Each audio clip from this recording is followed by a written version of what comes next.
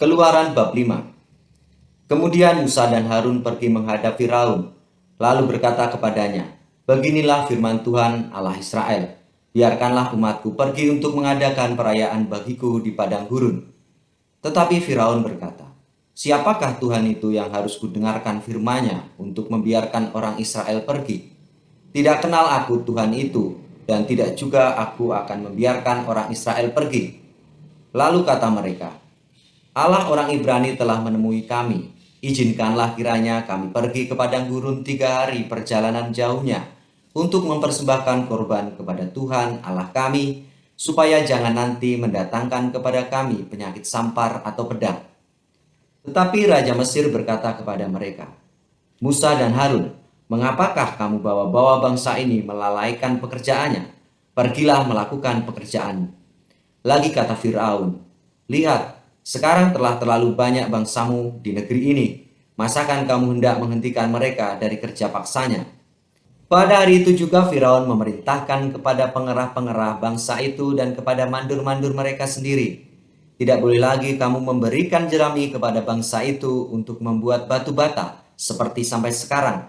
Biarlah mereka sendiri yang pergi mengumpulkan jerami. Tetapi jumlah batu bata yang harus dibuat mereka sampai sekarang, bebankanlah itu juga kepada mereka dan jangan menguranginya, karena mereka pemalas." Itulah sebabnya mereka berteriak-teriak, "Izinkanlah kami pergi mempersembahkan korban kepada Allah kami." Pekerjaan orang-orang ini harus diperberat, sehingga mereka terikat kepada pekerjaannya dan jangan mempedulikan perkataan dusta. Maka para pengerah bangsa itu dan para mandurnya pergi dan berkata kepada mereka, "Beginilah kata Firaun, aku tidak memberi jerami lagi kepadamu. Pergilah kamu sendiri mengambil jerami, di mana saja kamu mendapatnya, tetapi pekerjaanmu sedikit pun tidak boleh kurang." Lalu berseraklah bangsa itu ke seluruh tanah Mesir untuk mengumpulkan tunggul gandum sebagai pengganti jerami. Dan pengerah-pengerah itu mendesak mereka dengan berkata, "Selesaikan pekerjaanmu, yaitu tugas sehari, seperti pada waktu ada jerami." Lalu pengerah-pengerah Firaun memukul mandur-mandur Israel yang mereka angkat sambil bertanya, "Mengapakah kamu pada hari ini tidak menyelesaikan jumlah batu bata yang harus kamu buat seperti kemarin?" Sesudah itu, pergilah para mandur Israel kepada Firaun dan mengadukan halnya kepadanya. "Mengapakah Tuanku berlaku seperti itu terhadap hamba-hambamu ini?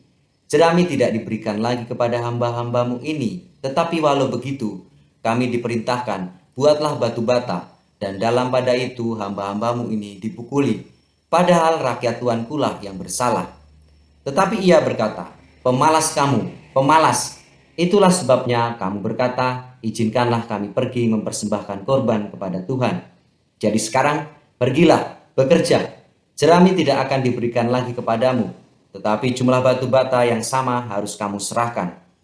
Maka mengertilah para mandur Israel bahwa mereka ada dalam keadaan susah, karena dikatakan kepada mereka, "Kamu tidak boleh mengurangi jumlah batu bata pada tiap hari-hari."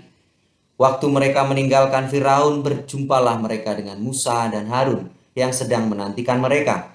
Lalu mereka berkata kepada keduanya, "Kiranya Tuhan memperhatikan perbuatanmu dan menghukumkan kamu, karena kamu telah membusukkan nama kami kepada Firaun dan hamba-hambanya, dan dengan demikian kamu telah memberikan pisau kepada mereka untuk membunuh kami." Lalu Musa kembali menghadap Tuhan, katanya, "Tuhan, mengapakah kau perlakukan umatmu ini begitu bengis? Mengapa pula aku yang kau utus?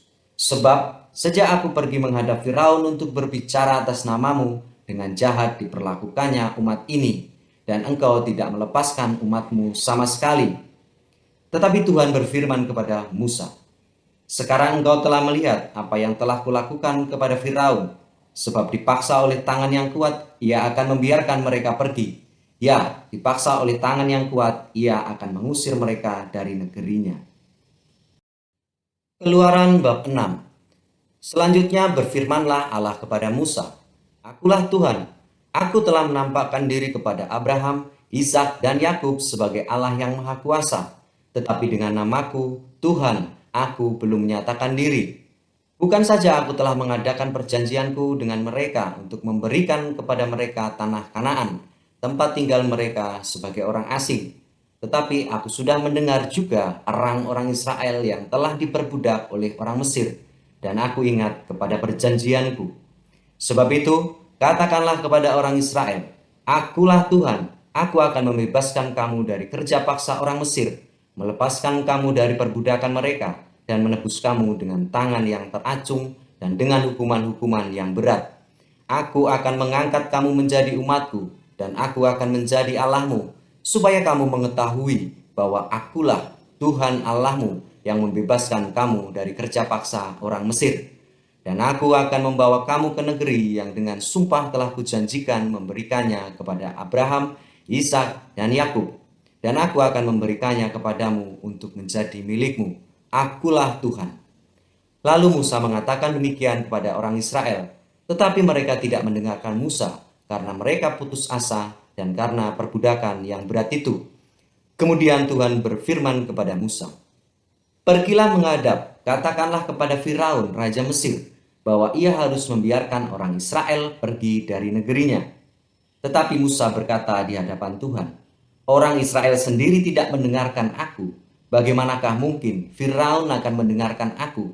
Aku seorang yang tidak petah lidahnya. Demikianlah Tuhan telah berfirman kepada Musa dan Harun, serta mengutus mereka kepada orang Israel dan kepada Firaun Raja Mesir, dengan membawa perintah supaya orang Israel dibawa keluar dari Mesir. Inilah para kepala kaum keluarga mereka. Anak-anak Ruben, anak sulung Israel, Henoks, Palu, Hezron, dan Karmi. Itulah kaum-kaum Ruben. Anak-anak Simeon, Yemuel, Yamin, Ohad, Yakin, Zohar, dan Saul, anak seorang perempuan Kanaan. Itulah kaum-kaum Simeon. Inilah nama anak-anak Lewi menurut kelahirannya, Gerson, Kehat, dan Merari. Umur Lewi 137 tahun. Anak-anak Gerson, Libni, dan Simei menurut kaum mereka. Anak-anak Kehat, Amram, Yizar, Hebron, dan Uziel. Umur Kehat 133 tahun. Anak-anak Merari, Mahli, dan Musi. Itulah kaum-kaum Lewi menurut urutannya. Dan Amram mengambil Yokebed, saudara ayahnya, menjadi istrinya, dan perempuan itu melahirkan Harun dan Musa baginya. Umur Amram 137 tahun. Anak-anak Yizar, Korah, Nefek, dan Zikri. Anak-anak Uziel, Misael, Elsafan, dan Sitri. Dan Harun mengambil Eliseba, anak perempuan Aminadab, seorang perempuan Nehason, menjadi istrinya, dan perempuan itu melahirkan baginya Nadab, Abihu, Eleazar, dan Itamar. Anak-anak Korah, Asir, Elkana, Abiasaf, itulah kaum-kaum Korah.